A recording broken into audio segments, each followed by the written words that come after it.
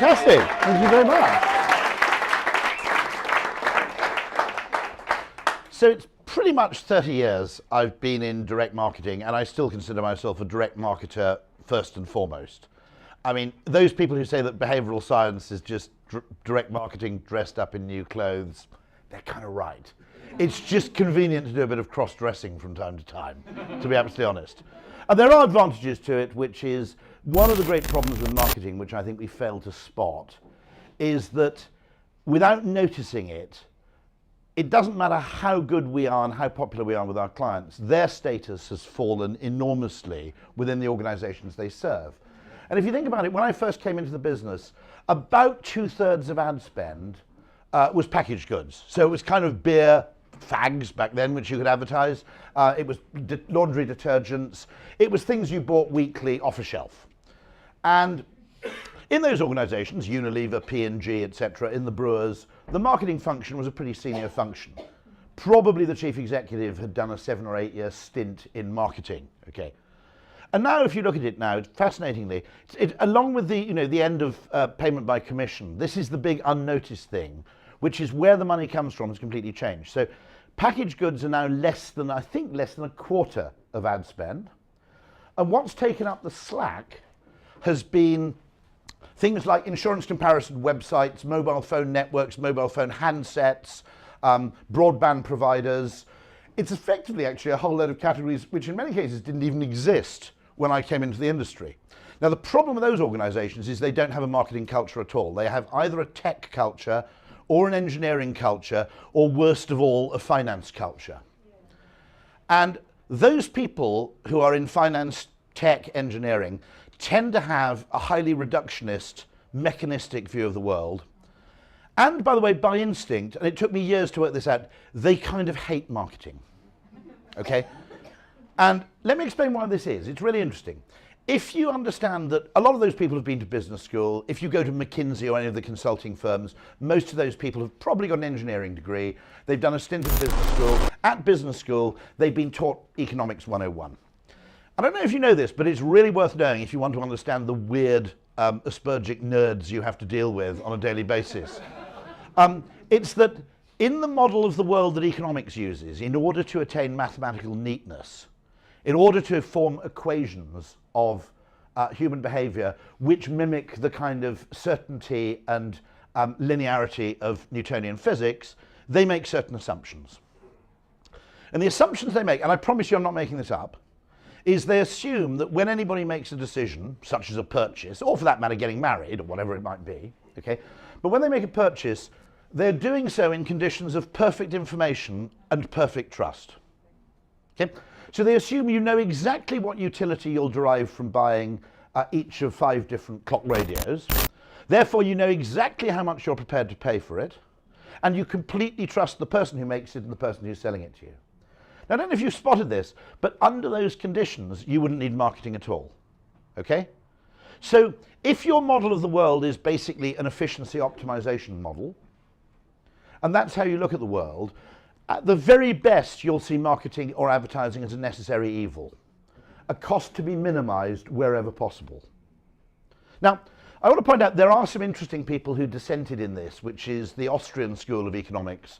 And they were people like Schumpeter, von Mises, later people like Hayek, who tended to have their origins bumming around Vienna at the time of Freud. And they had a completely different view of how value was created. And their view of economics was not essentially an attempt to base it on mathematics and physics. They believed that actually economics was a sub-branch of psychology. And they had a science called praxeology.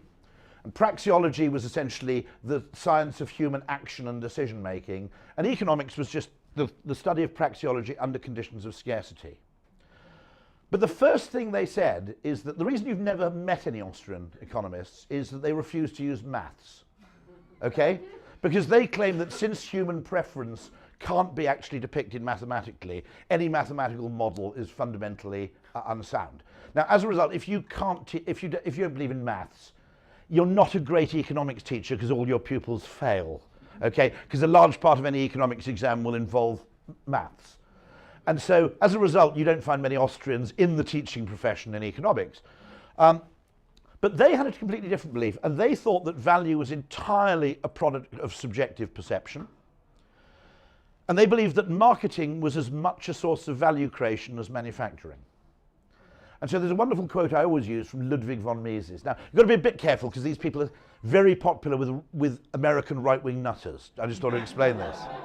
Because I keep getting invited, because I quote this often, I keep getting invited to the Ludwig von Mises Institute, which, wait for it, is in Alabama. I haven't been, although that's my retirement plan, but anyway, okay. Okay. But what Ludwig von Mises said in his book On Human Action is that there's no useful distinction to be made in a restaurant between the value created by the man who cooks the food and the value created by the man who sweeps the floor. And by the man who sweeps the floor, he explicitly means marketing and advertising. So you could have a restaurant which produced, it's a very helpful analogy, if you have a restaurant that produces Michelin-starred food, but it smelled slightly of sewage, okay, and there was a bit of mouse droppings around the floor, you wouldn't really enjoy your meal very much, okay? And the argument is that, very simply, there's value created, value is created psychologically in the mind by what you perceive. It can be created by what you compare something to. So the same thing can be cheap or expensive, entirely depending on what your frame of reference is. Nespresso is a miracle product for that reason, because it's batshit crazy expensive. If you had to buy it in a jar like Maxwell House or Nescafe, for an equivalent caffeine dose, it would be about £35 for a jar. And you look at that and go, I can't pay that, it's insane, right? But the great thing is it doesn't come in a jar. And unless you work in procurement, you don't know what an individual Nescafe costs because you've never done the maths, right? I always think a fantastic bit of genius is M&S is 3 for £7. Does anybody else buy that? Because you know you're saving something, but you can never be bothered to do the maths, can you? Has anybody actually ever added it up? I basically go, I'll buy 3 of these fuckers because I'll be saving something. For all I know, I might be paying more. They might be £1.50 each, for all I know. But the great thing with Nespresso is that when you put that 39p pod in your machine, your frame of reference isn't Nescafe, it's Starbucks. So you go, well, 39p would cost me £2.20 at Starbucks. This machine's making me money, basically. And the Austrians understood that. They understood that you had value, you had value created in the kitchen, but the value created in the kitchen could be enhanced or destroyed by how the food was actually presented. You know, just as a really great meal where the prongs on your fork are out of alignment won't be very enjoyable, a brilliant product that isn't marketed right can completely fail. And the Austrians understood this. By the way, if you actually understand this, one of the things I think you should avoid doing, and I think we do a lot of things wrong as marketers in marketing ourselves. One of the things we should avoid doing is talking about added value, because I don't think it's addition at all. If you talk about it as added value, people are going to form an impression and make judgments and contextualize your product whether you like it or not. You know, if it isn't your smoke and mirrors, it's someone else's, okay? And so one of the things I don't think we should do is say added value, because it makes it sound like an optional extra. The Austrians wouldn't agree with that, because that added value suggests that the inherent value is there in the food, and all we do is add a bit of magic pixie dust to make it a little bit better.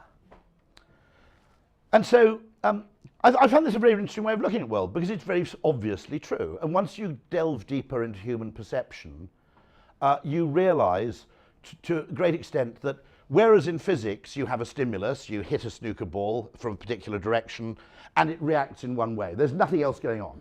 There's the input, there's the output. In human behavior, there are about 5 intermediate stages. There's what the objective reality is, i.e. what the food's like, the context in which you perceive it, the meaning you derive from that, the emotion the meaning generates, and then the behavior that results from the emotion. And to improve an experience, you don't have to actually tinker with the food, you could just tinker with the design of the restaurant. And to improve a product, you don't have to change the product, you can actually just change the way it's perceived. And one of the things I'm looking at, I'm fascinated by, is actually great products which seem to have failed because accidentally they were marketed badly. And I've always had a hunch, as a very lazy person, that video conferencing is one of them. Because it's actually a miracle. You've got to remember, I was born in 1965. So I grew up imagining in the future, watching Star Trek, there were a few things you were definitely going to get by the year 2010. And flying cars was one, and the other one was video conferencing. Okay? We haven't got flying cars. What I never anticipated is you'd get video conferencing, but nobody would use it. Okay, it's like, so you've got a flying car then, Patrick, have you? What's it like? Oh, I never really bother with the flying function, I just drive it around normally. That would be weird, right? And so, looking at that, it's really, really interesting, because one of my theories is that they made the terrible mistake, in a sense, which all of us would have made, I think, which is they sold it as the cheap alternative to air travel. So they sold it as the poor man's British Airways, not the rich man's British Telecom. If they'd basically said, if Cisco had gone in and they'd said, okay, we will install a video conferencing suite, but that basement room you've got in mind, forget it. We only install it in the chief executive's office or in the room next door, you could have made it a high status thing. But what it became is like a pager to the mobile phone. It was what you were given when you weren't trusted with the real thing. It was depositioned, it was like, well, we won't send Sutherland to Frankfurt on a plane because he'd probably empty the minibar and watch a porn film. But we will allow him to go down to a crappy basement room and talk to Jürgen on a crappy screen, And I think it's really, really interesting to look at the world like this. Great restaurants which do great food, which fail entirely because the presentation's wrong or the expectation's wrong. And having talked about things which I think failed because the marketing was wrong, I also think, by the way, I take a really extreme view on this. I think most of the extreme successes of the kind of, which we talk about as innovation in the tech era, are psychological innovations, not technological ones. I think Uber is largely popular because of a psychological hack. Now if you read an article about it in The Economist, or you read a McKinsey quarterly article, all the credit always goes to the things that McKinsey does. It's like brilliant supply chain management, fantastic re-engineering of the cost base, right? No. The reason Uber's really, really successful is because the psychology of waiting for a cab is changed forever. Does anybody know how the guy had the idea, by the way? Not Travis, the nasty guy, but his Canadian co-founder. He had the idea for Uber watching Goldfinger. Now, those of you who are Bond aficionados, watch it now because it'll be banned by feminists in a couple of years, so get your Bond watching in fast, okay? Right? Okay? Now's a good time to really binge on that stuff. Now, so in it, Bond is tracking Goldfinger through the Swiss Alps. Bond, of course, is in a DB6. Goldfinger is in a Rolls Royce made of gold, which is how he's smuggling the gold, okay? And Bond has a tracking device placed on Goldfinger's Rolls Royce, and he has a little moving map in the dashboard of his DB6, and there's a dot on it moving alongside Lake Geneva, which enables him to stay out of sight while following Ulrich Goldfinger, okay? And the guy was obviously in Canada stoned watching this one afternoon. And he just said, that's what should happen when a taxi arrives, okay? Instead of this business of standing around on the street going, is that my car over there? If you can actually, and there's a really, really useful insight here. Humans basically, when you ask what annoys them or what makes them happy, they know what they don't like and what they like, but the reasons they attach to their emotions are basically post-rationalized bullshit, okay? David Ogilvy apparently didn't say, but let's pretend that he did, that the trouble with market research is that people effectively don't think what they feel, they don't say what they think, and they don't do what they say. But essentially that's true, that people have an emotional thing, and they are fairly accurate at reporting their emotion. But what I told BA the other day is, when they say I'm really pissed off that my plane is late, a more likely explanation is I'm pissed off about the uncertainty of the delay. So, broadly speaking, delayed 60 minutes, actually, who gives a shit, right? Okay? I have got a really good idea for BA, which they won't do, which is a plane to Frankfurt at one time of day, which is guaranteed to be cancelled every day, so you can book onto it for meetings you don't want to go to.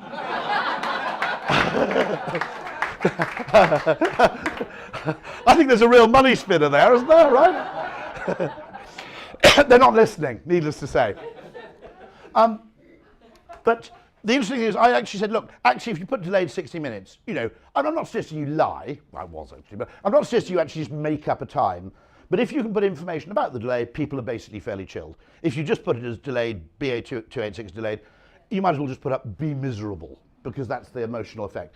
But people don't know that. With British Gas, with the whole business of engineers' appointments, Everybody said, oh, it says, you know, they can only give me a morning or afternoon appointment, okay? Which means I've got to take the whole day off work.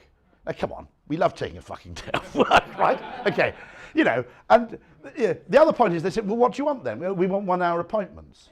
Well, if you think about it, that doesn't solve the problem, because unless your appointment's right at the beginning of the day or right at the end, you still have to take a day off work. So what they're saying is bollocks, really. And that's because the faculty of human reason didn't evolve to influence our decisions. We still make decisions emotionally, like all other animals on Earth.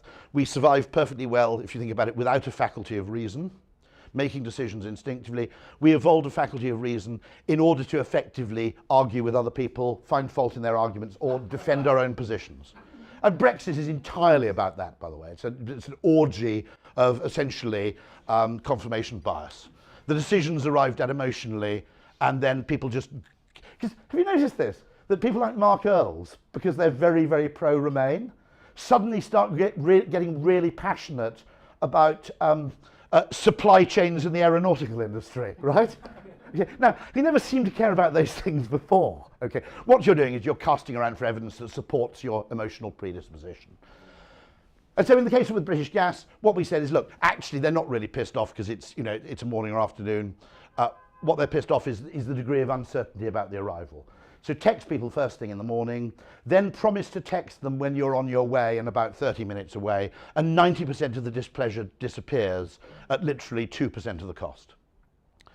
And once we start to understand those things better and better, I think genuinely what's really fascinating is that if you follow the standard economic approach, where everything's like engineering, and you're pretending that human behavior is a reductionist mechanistic science like physics, what's the first rule of that kind of science? No magic allowed. Okay? And if you therefore model a business as if it's a machine, as if it's a mechanism, in the way that standard economics does, you basically, your first belief is that there's no such thing as magic. Now the problem with that is, if you think about it, okay, in physics, in Newton, it's the second law of thermodynamics, energy can't be created or destroyed. In economics, it's Milton Friedman's, there's no such thing as a free lunch. In other words, you can't create value from nowhere. Now the Austrians would say that's complete bollocks. That actually marketing is a form of magic where you can take something rubbish and make it brilliant just by changing the context in which you present it. Two totally anecdotal, this is the first thing. This has got nothing to do with well, it's got a little bit to do with communication. One of the things I genuinely don't understand about our industry, okay, is we move from being paid on commission to being paid by the hour, but the muscle memory was so strong, we continue to behave as if we're paid on commission. Which is, we basically go out to the world and go, have you got 3 million quid to give to Rupert Murdoch? Because otherwise we're not fucking talking to you. My argument is, for every person with a problem and a media budget, there are 100 people with a problem and no media budget. And there's no reason we should confine ourselves and our use of human insight and creativity to solving problems using bought media. That was necessary in 1987. It's not necessary now.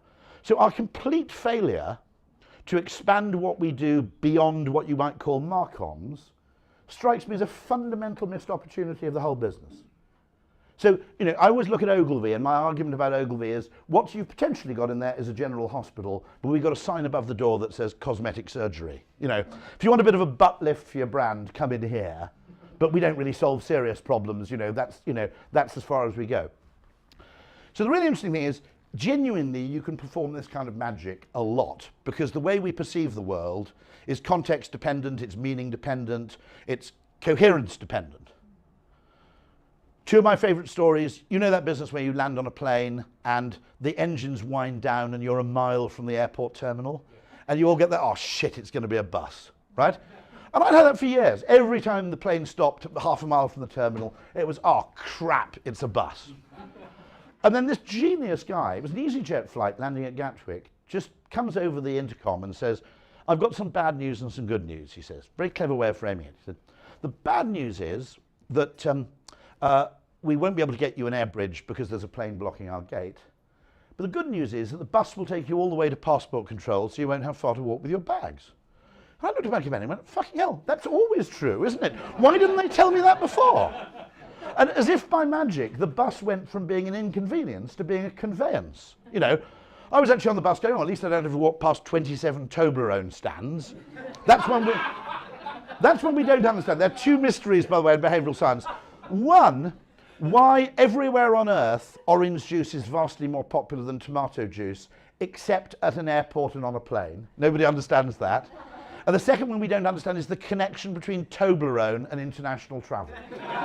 We've been looking at it for years. What the hell is it that goes? I'm just about to board a pressurized metal cylinder to be propelled through the air at 650 miles an hour. Clearly, I couldn't undertake this fucking journey without a kind of prismatically shaped chocolate bar. What the fuck is going on there, right? Makes no sense at all, does it? But actually, it comes into the category of what I kind of call benign bullshit. So there's that little story, okay, which is you can just tell a little story about the bus and suddenly we go, hey, that's okay. One of my favourites, actually, is a piece of literal alchemy. You all remember when the new St Pancras station opened? And every single PR piece, I don't know who the PR person was, but it was utterly, maybe accidentally, but it was brilliant. Every single news announcement said that it had the longest champagne bar in Europe. Now, as superlatives go, that's about as stupid as you can get, isn't it? Right? Okay. Nobody's ever said in the history of the world, I went to a champagne bar last night. Did you? How long was it? Right? Okay. Or, I used to go to this champagne bar, but it's just not long enough. As you get older, you want a champagne bar of a certain length, you know. Okay. If you can't see the curvature of the earth, I'm not interested, right? But the brilliant thing was that everybody remembered that, and they basically thought, okay, so St Pancras isn't just designed by efficiency nerds as an efficient transit hub, it's actually a place worth going to in its own right. And one of the things I think where logical people fail is that at the very least, you've got to leave 1% of your budget for benign bullshit. In Japanese, this is called Kano theory. It's an extraordinary guy. The Japanese got very, very good at this. Nobody will know what the fuck I'm talking about now because I'm about to talk about cassette players. But if you remember, those of you who had cassette players in the 80s or DVD players, the thing that you really cared about was the eject action, right? It had nothing to do with the actual performance of the thing. But if you pressed the button, if you pressed the button on a cassette player and it went clack, that was manifestly a rubbish cassette player. Whereas if it hissed open with a pneumatic action, you thought it was brilliant. And so I've repeatedly said this. I said, look, you've spent £1 billion on the new London Bridge station. You'll know this, Patrick. You probably go through it quite a bit, okay? It's £1 billion, okay? And it's better than it was before, but not in a way that actually System 1 cares about, okay? You know, it's more utilitarian, more functional before. I said, it's really simple. All you've got to do is take £1 million out of £1 billion and basically say, okay, rather than having 7 branches of fucking Oliver Bonus, okay, in my view, oncologists should study the spread of Oliver Bonus because it makes no sense at all, okay, right?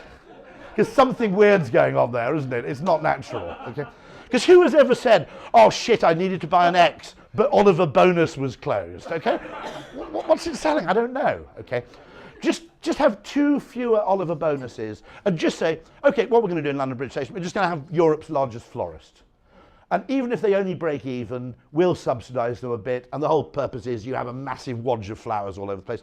Suddenly you've got something that people can actually emotionally actually get their head around.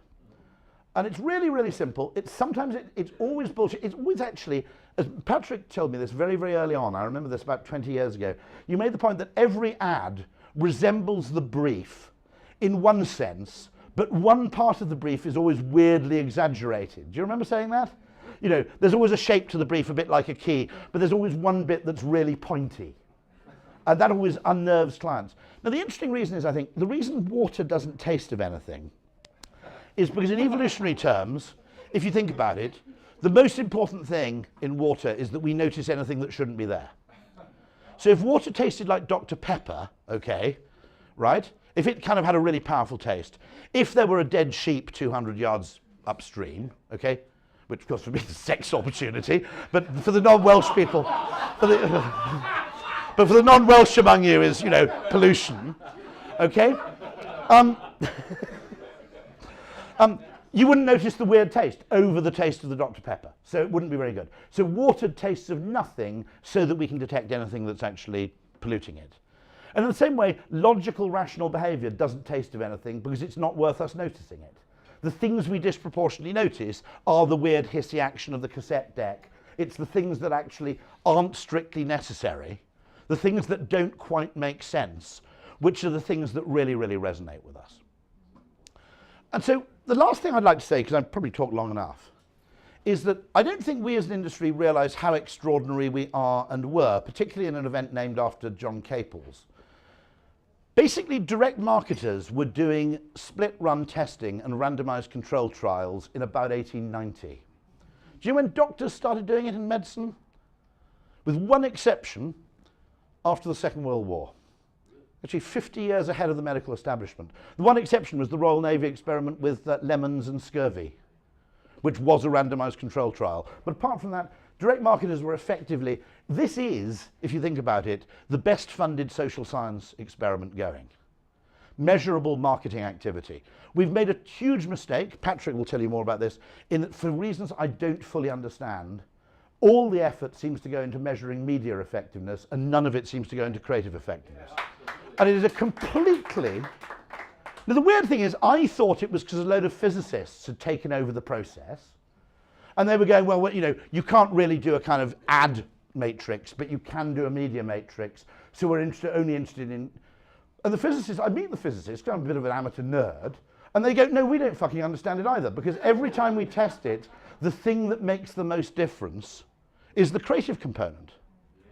So why do we spend all our time trying to optimize the second most important thing? Now, there are really cynical explanations I could give, which is one, the whole thing is totally corrupt, and the last thing you want is good creative work, because bots don't care about creative work. So if you have actually a good piece of creative and a bad bit of creative, and basically one part of your audience doesn't distinguish in its response between the two, and the other one distinguishes a lot, you can say that the second half is human and the first half isn't. And so there is a possible really, really cynical explanation, which is people are actually trying to hide differences in creative work and trying to effectively commoditize it because it would reveal how much of this audience was non-human. Because humans don't really care what non-humans don't care what they're clicking on, effectively. I mean, other possibilities are that the way people are bonused, you don't want a big breakthrough. And the danger of creativity is it actually gives you a 10, 20% improvement or a 50% improvement. And what people want if they want to keep a job is to make things 3% better every year. I had a friend who worked in procurement for Renault, and his job was basically you negotiate the price down from everybody by 3% every year. And in the early days, he went in and did a really good job and negotiated the price down by 10% and got completely carpeted by his boss, who said, what the fuck are we going to do next year? Okay? So there may be a bit of this. So I don't understand why this measurement thing has become completely perverted, because if you talk to the people who are doing it, they're as confused as we are. Also, a huge amount of creative work is being stolen from creative agencies and basically fobbed out by media agencies who actually, it's given to suppliers to do as a condition of appointment. Now that is crazy. The single thing that's the biggest determinant of success is actually the thing you farm out to the you know, and I've talked to people who have to do it, and they say, we don't want to be doing this at all. It's not what we're good at, but they make us do it. So we have to investigate this, but what we're doing here, as I said, the great thing is at its best, measurably testing weird human behavior and continuing to ask really interesting questions about what's the difference between what people say they want and what they really want. Is the Galapagos Islands of human weirdness. You know, it's exactly the place you want to be if you want to understand human behavior. And it is endlessly, you know, literally unfailingly fascinating. But what I would argue, and I'm kind of giving this away, but the behavioral science thing, as I quite rightly said at the beginning, is a dressed up version of direct marketing. But it does allow you to go off-road. In other words, if you say you're a direct marketing person, you're directed automatically to the direct marketing client. If you say you're doing behavioral science, you weirdly get invited to 10 Downing Street, okay? Even though basically you're purveying the same shit. They don't like all my ideas. The idea that higher rate taxpayers should be allowed to drive in the bus lanes, they didn't like at all. By the way, it's very interesting because it was a joke. I hasten to add that. My point was that if you want people to pay more tax voluntarily, marketers know how to do this. You just make something slightly visible. Okay? You just make it, you know, in other words, you know, as people get richer and richer, the proportion of their money they spend on actually signalling gets higher and the proportion they spend on utility gets less. So actually, the American Express Gold Card is worth more than the American Express Green Card, but a lot of the actual value is because it's gold, okay? Right? Now, so actually, one of the great things I think you're in a wonderful position to do is to solve loads and loads of problems which don't necessarily come to a direct marketing agency or don't come to it first. The tragedy is they're usually given to economists first or to lawyers. And marketing people now fall, as I said at the beginning, further and further down the information chain. You know, it's not like the days of Unilever and P&G being a significant proportion of ad spend. Actually, you know, in many cases, our clients are kind of marcoms people, and they're treated as reprographics with A-levels, basically. And we've got to find a way around that, because otherwise, it doesn't matter how much our clients love us, we're kind of doomed, you know, because we're on the same ship. So that's more or less me. But what I find absolutely endlessly fascinating and rewarding is there's only one thing you need in an ad agency. You need a culture where you can ask stupid questions and still get promoted. And you can make stupid suggestions and still get promoted. And what's really interesting is genuinely, you know, that's the great thing I learned to do, and it took me, you know, years to do it, is there is no question too naive or stupid to ask. In fact, the stupider the question, the better, because the stupider the question, the higher the likelihood that no one's had the balls to ask it before. So I'll give you a really interesting example of this, what we've started to do, looking at behavioural science. We've changed pizza delivery. This is one of my favourites, because if you think about it, if you look at big data, really big worry about big data, by the way, we've got to be really cautious about this, because you've got to look at behavioural data through the lens of a human, because you can interpret it in two different ways. So what happens if you look at the big data around pizza delivery is it tells you, remember, of course, all big data comes from the same place, comes from the past, okay? And one small thing can render it all totally irrelevant. So two examples I'll give you. With pizza delivery, okay, the interesting question there is all data tells you that almost everybody who orders a pizza online, on the app, on the phone, wants it as soon as possible. And so every single person in the pizza industry basically assumes that it's all about speed. They've come to that conclusion. Now, if you look at it actually through the eye of a complexity scientist would go, whenever you see something at the kind of 95, 96, 97% interval, that's not actually an accurate reflection of human preference, because humans are very variable, okay? What it actually reflects is the choice architecture of the site in which they choose. And we went and looked at it, and we found that, sure enough, the default on the app is ASAP, the default on the website is ASAP. If you ring up a pizza place, they never go 8:30 okay, or do you want it sooner? Unless you actually go round the houses to say, and I don't want it until 9:45, they'll basically put it on a bike straight away. And we said, actually, your whole assumption, you think this is about human preference, it might be about choice architecture. Now, there's a huge reason you want to know that, because if you can actually get a significant number of people to wait 35, 40, 45, 50 minutes for a pizza instead of 25, 30, you can put more than one delivery on a bike.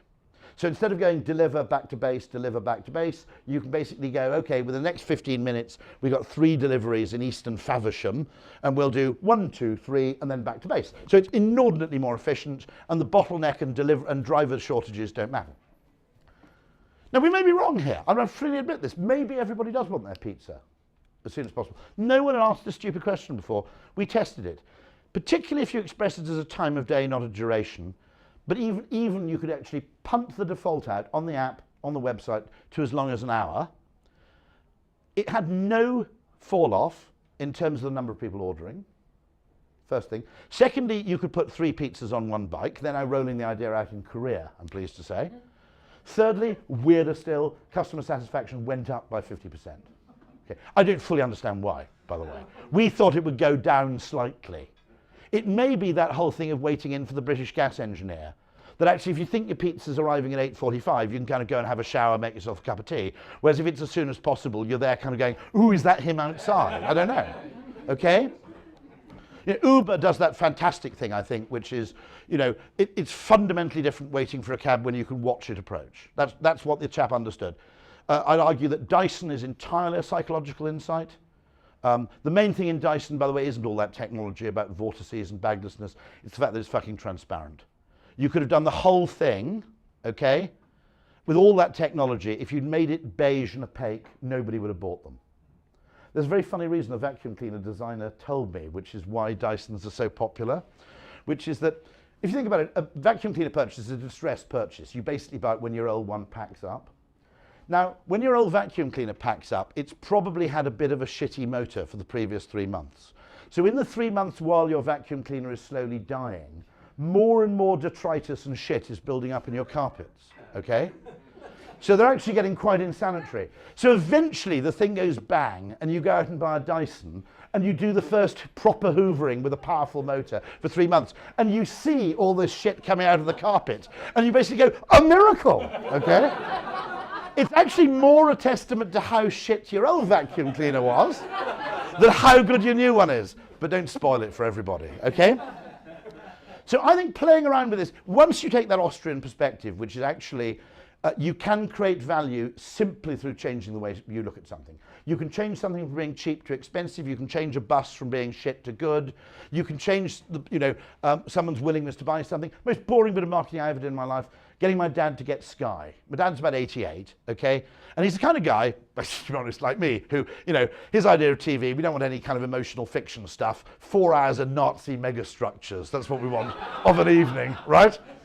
And I said, look, you really need to get Sky because there's lots of Nazi megastructures on it, And he, I don't know, £17 a month. It's ridiculous. No, I don't want to pay that. I said, I'll pay it for you. No, it's too much money. I said, well, it's not £17 a month, it's 60p a day. And you spend £2 a day on newspapers. And immediately he said, oh, yeah, put like that, I suppose it's okay then. He's now become this weird Sky evangelist going around all the oldies on the Welsh borders going, you've got to get your dish, right?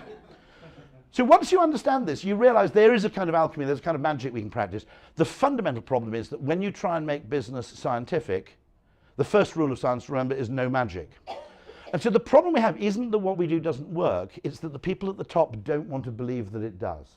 Because their model of the world is one where essentially there's no possibility of magic. That value is objectively created in the factory, the product is a commodity, the only way you can improve the experience is by making it more cheaply. That's it, okay? So I have about 7 years ago the weirdest experience of my life, which is I go and see Gavin Patterson for breakfast. Well, it was brunch for him, it was breakfast for me. And I go and see him, and he's just been beaten up that morning by City analysts, right? They've given him a really hard time about BT's performance. Do you know what they're beating him up for? They're beating him up for the fact that BT broadband was more expensive than other broadband products and had a larger market share. And I was sitting there going, but that's a good thing, isn't it? You're selling a high quality product at a premium to a large number of people. That's good, isn't it? They should have taken him out for a Nando's or something. No, what they said was, no, it's inconsistent with economic theory because you'll either have to basically, economic theory says you'll either have to drop your price or you'll have to lose market share. Therefore, your current income stream is unsustainable. That was what they were saying. That's complete bullshit, by the way. I checked 5 years later and it was still the most expensive product and the market share was even bigger than before. The reason they spent £1 billion on football rights wasn't really to keep consumers happy. It was to explain their price premium to the city. If you want it even more extreme than that, quad play. How many people have worked on that? The idea in telecoms that people want everything from the same supplier. Okay? Now, every single city person believes that you have to have quad play, that every single person who has a landline must provide broadband, must provide television, and must provide mobile phones. Now, the first thing is, now the idea is that through economies of scale and back office consolidation, which is like McKinsey shit for sacking people, basically, you can then be a bit cheaper, and because you're cheaper, everybody buys from you. Do you know what percentage of the population have quad play? It's about 4 to 5%. It's about as popular as a shit sandwich. I asked a room of 300 people in Ogilvy how many people have quad play. One person had put up their hand, and it was a Yank who'd moved to the UK and basically wanted everything installed at once. Nobody else has it. Why? Well, first of all, you don't want to know what all that shit costs when it's put together, because it's too depressing, okay? If you add up all your kids' mobile phones, your broadband, okay, it's just too dismal. But secondly, because your mother told you, don't put all your eggs in one basket, okay? Now, I'll end on this, because Patrick's making anxious gestures. The really, really useful thing we can start to do is, one, People don't have introspective access into the mechanisms they use to make decisions and misrepresent their reasons for making decisions. 2, we don't even understand those things in ourselves most of the time, okay? There will be enormous gains and possibilities for value creation which will go to the people, like Uber, who understood that actually it isn't how long you wait for a cab, it's how it feels while you're waiting. Like Apple, which is, it doesn't really matter what your phone can do, it depends what you feel like when you're doing it, okay? The people who actually have those insights, that's where the profit comes from. The rest of the stuff is just commoditized. Now, about 40 years ago, there's a guy at Ogilvy in Chicago called Joel Raffleson. Did you ever meet him, Patrick, actually? Yeah. And he wrote a fantastic book called How to Write Well, which was originally given to all Ogilvy recruits. A brilliant, brilliant book on how to write a contact report or anything else. He said something to David Ogilvy in about 1958, which, when I tweeted it to a bunch of decision scientists, they basically said, shit, that was decades ahead of the time. What he said was that people don't buy brand B rather than brand A because they think it's better. They buy brand B rather than brand A because they're more certain that it's good. Now, what it is, if you want to understand how brands work, when we consciously make a decision, what we think we're doing is we're trying to buy the best TV we possibly can. You remember at the very beginning of my talk, I said that economics assumes that we're making decisions in conditions of perfect certainty, okay? So therefore we know exactly how good the television is. In reality, of course, we don't. There's a degree of randomness, you know, it could blow up on the first day, you know, could, like one friend of mine, have a TV which displayed a really annoying green number 2, which wouldn't go away. I mean the number literally, not a turd, okay, right? On the top left-hand side of the screen, which they couldn't make go away. It was actually me putting it on, they didn't know that. You know, it could just turn out to be rubbish. When you see a brand, consciously, you think you're trying to buy the best TV you can. Unconsciously, what you're thinking of is, I've got to think of 2 things. What's the average outcome, but what's the downside variance risk? So that Dr. Pepper question of what's the worst that can happen is always unconsciously in the back of our minds.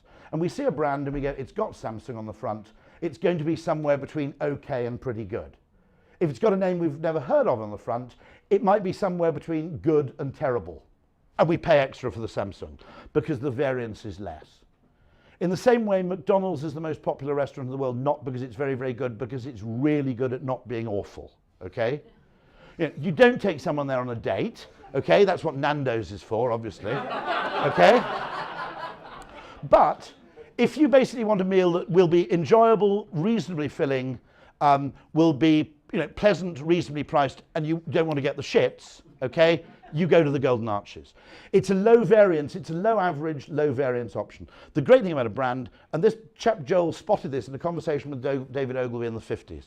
Once we start to understand what's really going on in the way people make decisions and what they really care about, not what they say they care about, my contention is that hundreds and hundreds of problems will actually reveal themselves to having psychological solutions. It may be design thinking solutions, it may be choice architecture solutions. The second thing we'll start doing is we'll start noticing more and more often how lots and lots of things that economists do, that logical people do, are really, really dumb, okay? So I'll end on this, £40 billion a year, tax rebate for pension contributions. I asked the people at the Treasury, what's it for? I said, first of all, you know, and they said, it's an incentive to have a pension. So I said, your way of incentivizing people to get a pension is to put more money into their pension, which they won't see for 40 years. I said, don't worry, rude, but have you ever walked past Carphone Warehouse and there's an offer in the window that says, buy something now and we'll give you something great in the year 2053? You haven't seen that, have you?